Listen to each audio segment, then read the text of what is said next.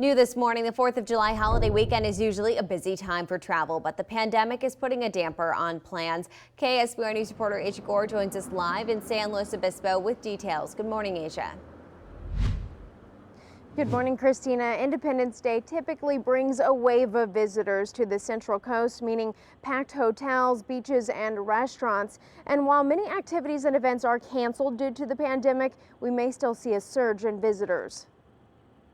Hotels in San Luis Obispo reached capacity last year as patriotic revelers packed in for the 4th of July.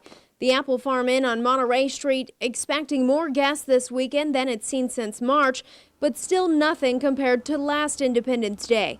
However, increased restrictions on indoor activities across 19 California counties this year we have to think about saving lives. And the closure of LA beaches indicate a busy weekend ahead in the city of San Luis Obispo. Other communities are closing and guidelines and businesses that can be open are changing in some of those other communities.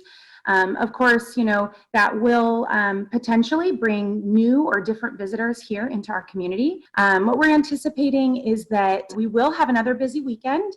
Our hotels are seeing bookings coming through, and we are seeing guests reserving their stays.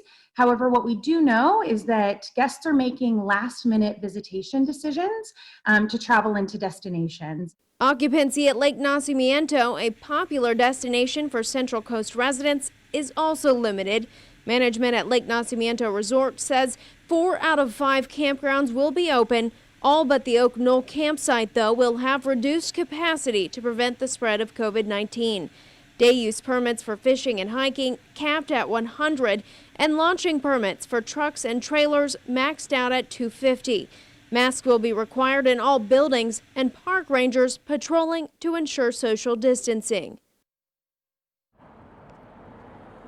Our fireworks shows and parades are unfortunately canceled. However, some national fireworks displays are being broadcast on air and online.